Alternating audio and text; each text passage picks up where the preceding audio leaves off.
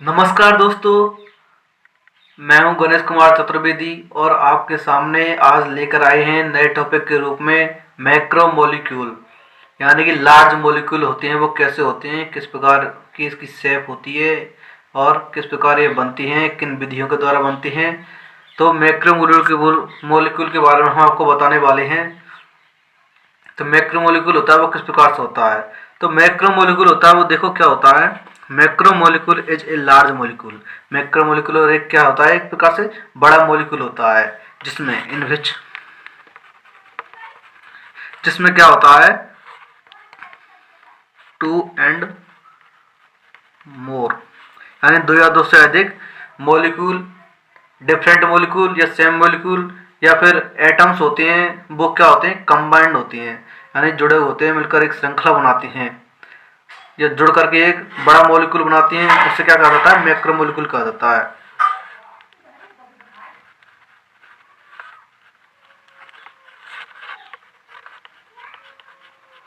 Atoms are combined,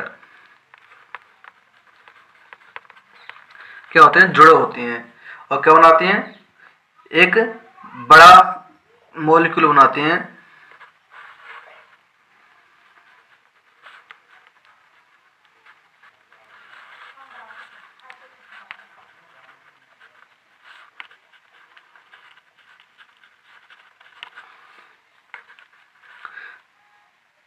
ये होता है मैक्रोमोलिक्यूल।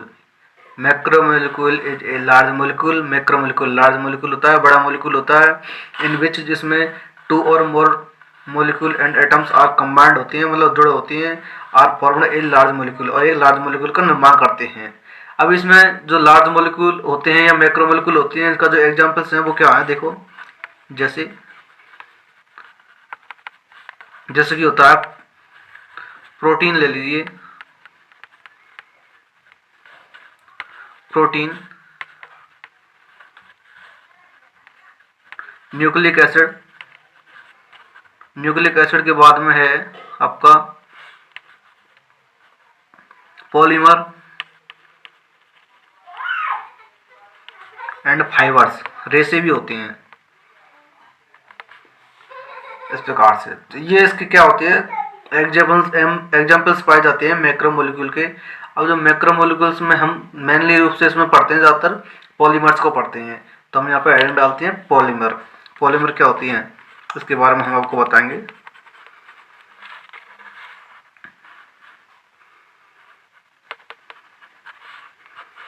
पॉलीमर, तो पॉलीमर जो जैसे कि नाम से विदित है, आप जानते होंगे, पॉली का मतलब होता है अनेक और मर का मतलब होता है श्रृंखला। यानी कि अनेक यौगिकों, एटम्स, डिफरेंट मॉलिक्यूल या सेम मॉलिक्यूल आदि को जोड़ करके एक लंबी श्रृंखला चेन बनती है, इसे पॉलीमर कहा जाता है। पॉलीमर को आप हिंदी के में देखें, इसका अर्थ देखें तो वो है बहुलक। एक प्रकार से क्या होता है, बहुलक। बहुलक का निर्माण कैसे होता है, जब दो या दो से अधिक मॉलिक्यूल अटैच होते हैं एक दूसरे से तो एक लंबी श्रृंखला का निर्माण होता है, उसे क्या कहा जाता है, पॉलीमर कहा जाता है। जैसे कि इसकी जो डेफिनेशन है वो है, व्हेन टू और मोर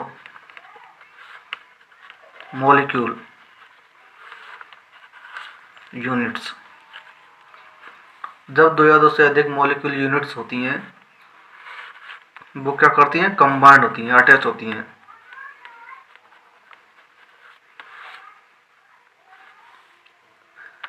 जब दो या दो से अधिक मॉलिक्यूल यूनिट्स आर अटैच्ड होती हैं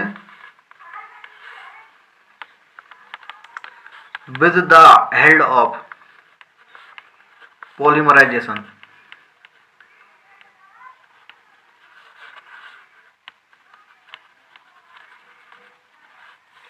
किसके द्वारा, पॉलीमराइजेशन के द्वारा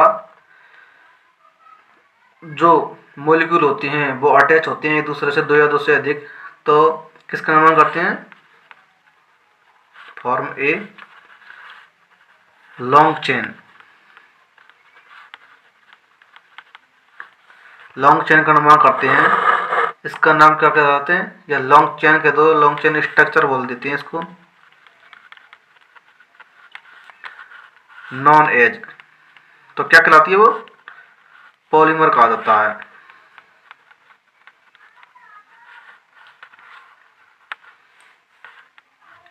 दोस्तों पॉलीमर की जैसे हमने आपको परिभाषा बताई, डेफिनेशन बताई, उसमें क्या दे रखा है कि यदि दो या दो से अधिक मॉलिक्यूल यूनिट्स होती हैं वो अटैच होती हैं एक दूसरे से, तो पॉलीमराइजेशन के द्वारा और क्या बनाती हैं, एक लंबी चेन बनाती हैं, लॉन्ग चेन स्ट्रक्चर बनाती हैं, तो वो क्या कहलाती है, पॉलीमर कहलाती है।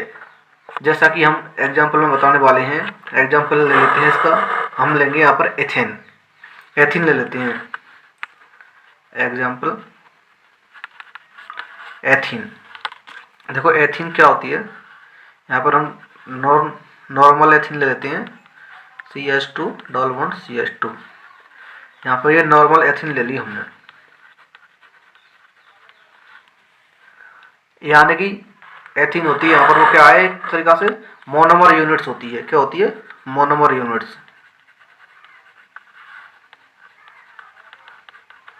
अभी इसकी जब हम क्या करवाते हैं, पॉलीमराइजेशन करवाते हैं। पॉलीमराइजेशन एक प्रकार की प्रोसेस होती है, बहुलीकरण प्रक्रिया होती है जिसको आप जानते होंगे, बहुलीकरण करवाते हैं। तो हमारा जो यौगिक बनता है, कंपाउंड बनता है, वो क्या बनता है, ये बनता है,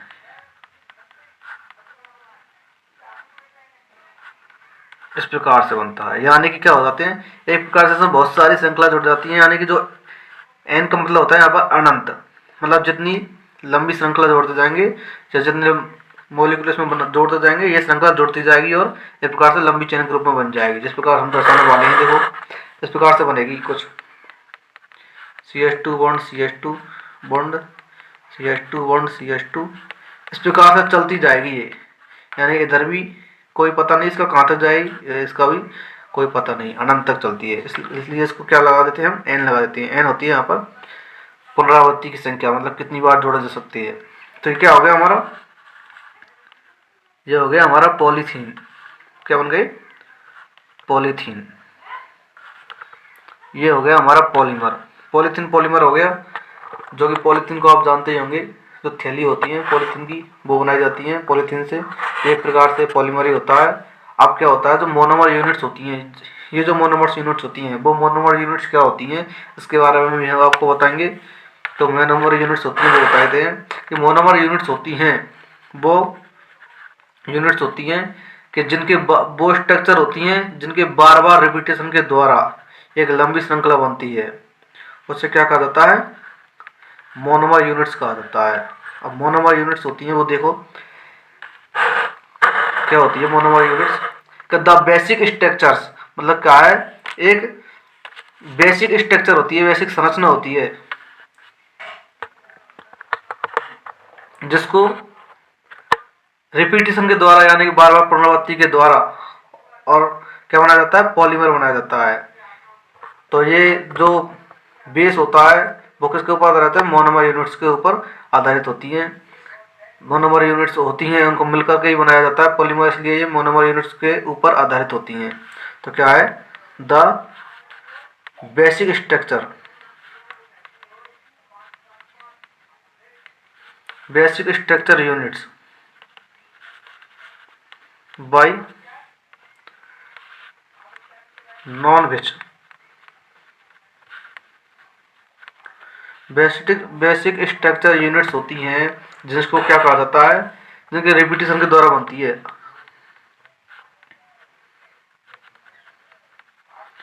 रिपीटेशन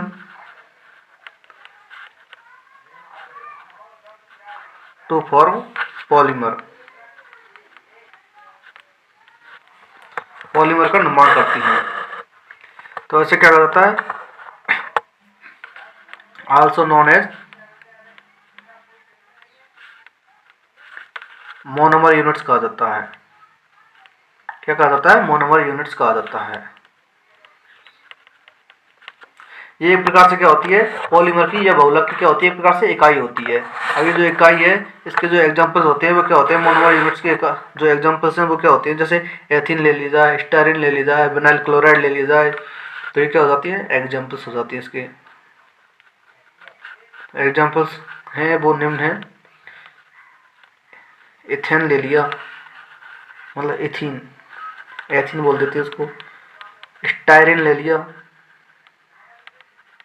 स्टायरिन के अलावा विनाइल क्लोराइड ले लिया,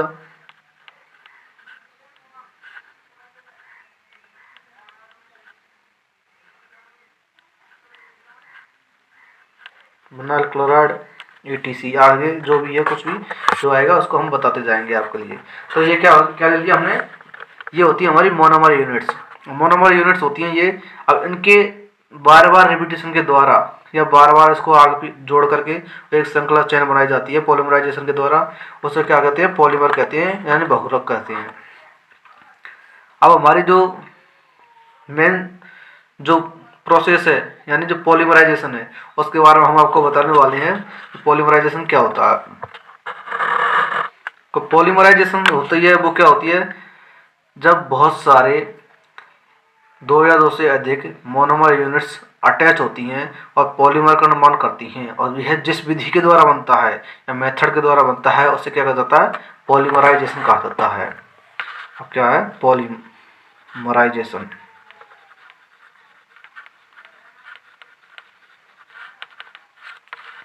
पॉलीमराइजेशन कहा जाता है। इसकी जो डेफिनेशन हम आपको बताने वाले हैं वो है when two or more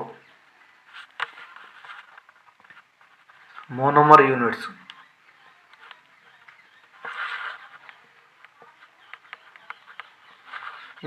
are form polymer। जब दो या दो से अधिक मोनोमर यूनिट्स पॉलीमर का निर्माण करती हैं बाय दिस प्रोसेस या मेथड, मतलब जिस मेथड के द्वारा ये पॉलीमर का निर्माण करती हैं उस मेथड को क्या कहा जाता है,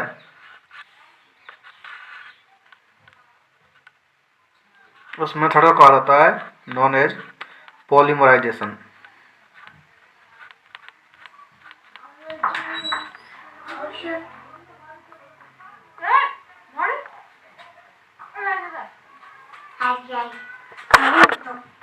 तो पॉलीमराइजेशन का जो एग्जाम्पल लेते हैं हम आपको, तो पॉलीमराइजेशन का हम एग्जांपल लेते हैं, जैसे कि हम विनाइल क्लोराइड से क्या बनाते हैं, PVC बनाते हैं, यानी पॉलीविनाइल क्लोराइड का निर्माण करते हैं। तो पॉलीविनाइल क्लोराइड का जो निर्माण होगा वो किससे होगा, हमारे जो मोनोमर यूनिट्स लेने के लिए क्या लेंगे, हम विनाइल क्लोराइड लेंगे। विनाइल क्लोराइड को जब हम बार बार पॉलीमराइजेशन करवाते हैं तो मतलब क्या उसकी द्वारा जो प्रोडक्ट बनता है वो हमारा बनता है PVC, यानी कि पॉलीविनाइल क्लोराइड बनता है। देखो यहाँ पर लेते हैं हम, ये हो गया हमारा विनाइल क्लोराइड, यानी कि ये जो समूह है इस प्रकार से, यानी जब डबल बॉन्ड से और ये समूह जुड़ा होता है एक सिंगल समूह, तो ये क्या होता है, हमारा विनाइल समूह होता है। विनाइल समूह होता है इस प्रकार से कुछ जुड़ा होता है, मतलब कार्बन कार्बन के बीच में डबल बॉन्ड, फिर उससे एक सिंगल बॉन्ड के द्वारा जो जुड़ा होता है उससे क्या कहते हैं, विनाइल ग्रुप कहा जाता है। ये विनाइल ग्रुप के बाद में जो क्लोरीन जुड़ा हुआ है तो क्या बन गया, हमारा विनाइल क्लोराइड बन गया। क्या बन गया, विनाइल क्लोराइड। इस विनाइल क्लोराइड का जब हम करवाते हैं पॉलीमराइजेशन करवाते हैं, यहाँ पर नॉर्मल विनाइल क्लोराइड ले लिया और नॉर्मल विनाइल क्लोराइड ले लिया, इसका पॉलीमराइजेशन करवाते हैं।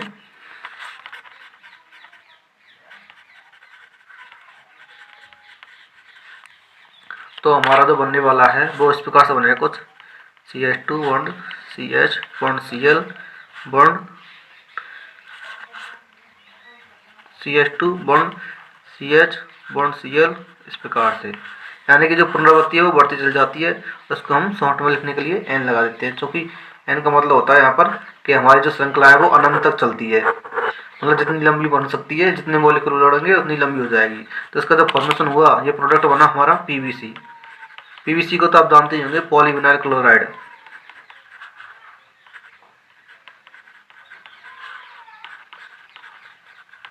और पॉलीविनाइल क्लोराइड का जो उपयोग है या यूज आप करते हैं वो किस में किया जाता है, ज़्यादातर पॉलीविनाइल क्लोराइड का उपयोग किया जाता है जो रबड़ होती है उसमें बनाया, रबड़ होती है उसमें किया जाता है पॉलीविनाइल क्लोराइड का उपयोग।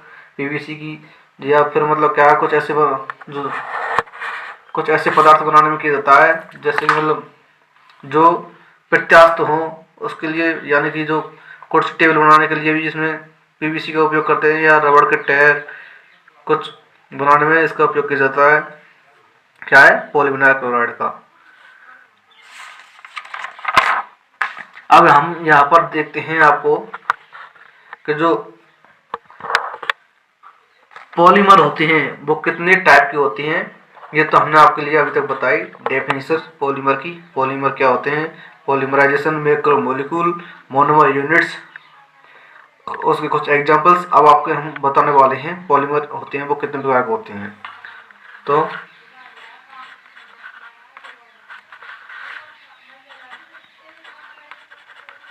polymers are two types.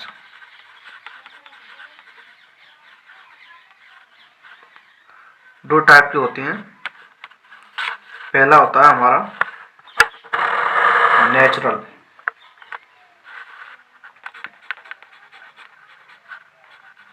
Natural polymer.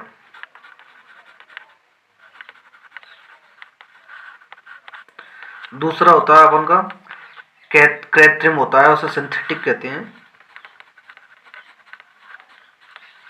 Synthetic polymer.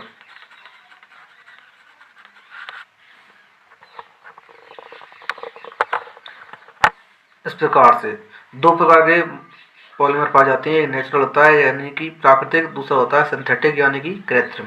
तो यहाँ पर जो कृत्रिम मॉलिक्यूल होता है और प्राकृतिक मॉलिक्यूल होता है वो दोनों एक दूसरे से भिन्न होती है। प्राकृतिक मॉलिक्यूल होता है वो तो क्या होता है कि जो प्रकृति से प्राप्त होता है, क्या कहलाता है? प्राकृतिक मॉलिक्यूल कहलाता है।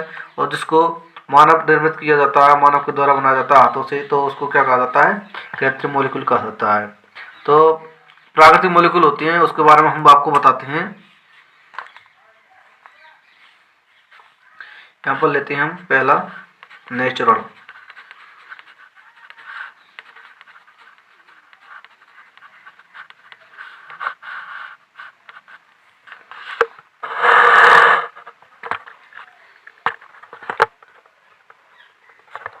नेचुरल मॉलिक्यूल, अब इस या पॉलीमर इसको लिखते हैं हम। इसकी जो डेफिनेशन होती है वो क्या होती है? जैसे कि हमने नाम से बता दिया आपको कि नेचुरल, नेचुरल मन होता है प्राकृतिक, प्राकृतिक बहुलक यानी कि प्रकृति से प्राप्त बहुलक या प्रकृति से प्राप्त जो पदार्थ होती है उनसे जो बना हुआ होता है बहुलक, उसे क्या कहा जाता है? नेचुरल पॉलीमर कहा जाता है। तो दो सब्सटेंस क्या होता है? दो सब्सटेंस, वे पदार्थ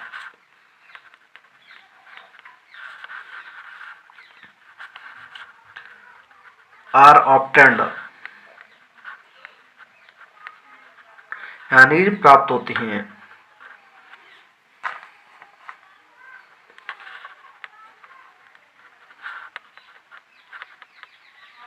फ्रॉम नेचर, यानी कि वे सब्सटेंस जो हमें नेचर से प्राप्त होती हैं नॉन पॉलीमर कहलाती हैं। क्या है? Known as natural polymer.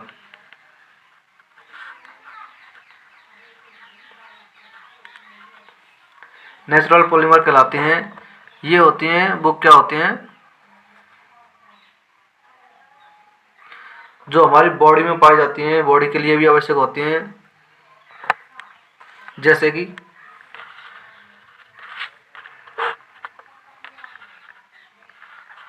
हमारी बॉडी में काम आने वाले हैं जो हैं एग्जांपल्स,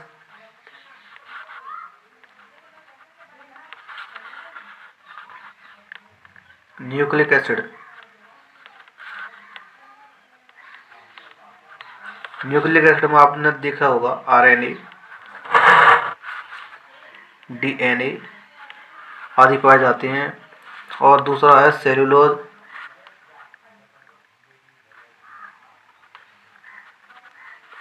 फिर सेलुलोज के बाद में अपनी जो रबर होती है natural rubber,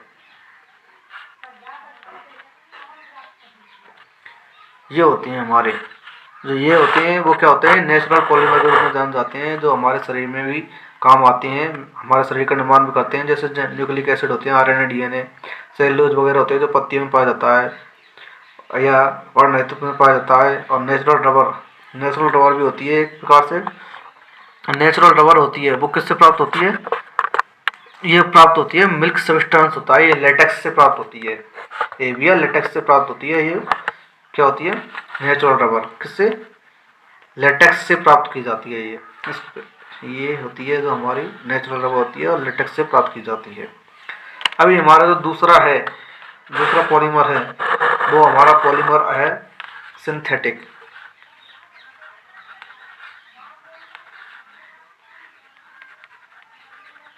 synthetic polymer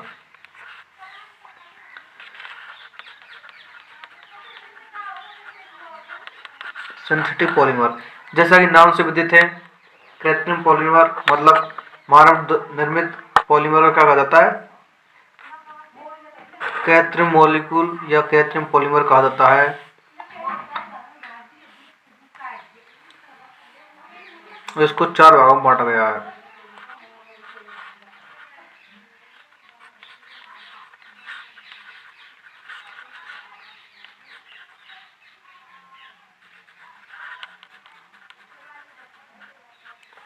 These are 4 types। ये 4 प्रकार के होते हैं। पहला होता है थर्मोप्लास्टिक,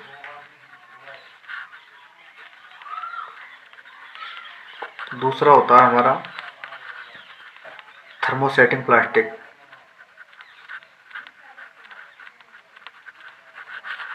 तीसरा होता है हमारा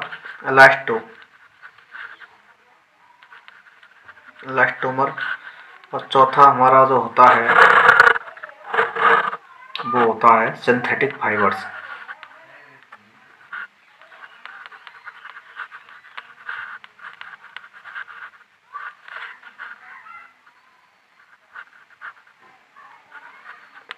सिंथेटिक फाइबर होते हैं यानी कि कृत्रिम रेशे। ये हमारे सिंथेटिक पॉलीमर के रूप में आती हैं। और इसके अलावा भी होते हैं अदर सिंथेटिक पॉलीमर होते हैं। इसके अलावा भी पॉलीमर्स होते हैं जैसे nylon, Teflon, PVC, Buna S, Buna N and non biodegradable polymer भी पाई जाती हैं। इसके अलावा भी लिख सकते हैं हम other synthetic polymers.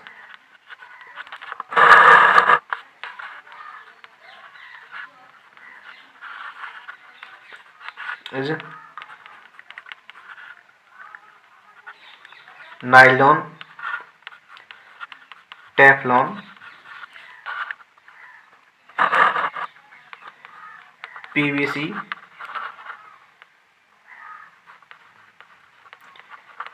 Buena S, Buna N and non biodegradable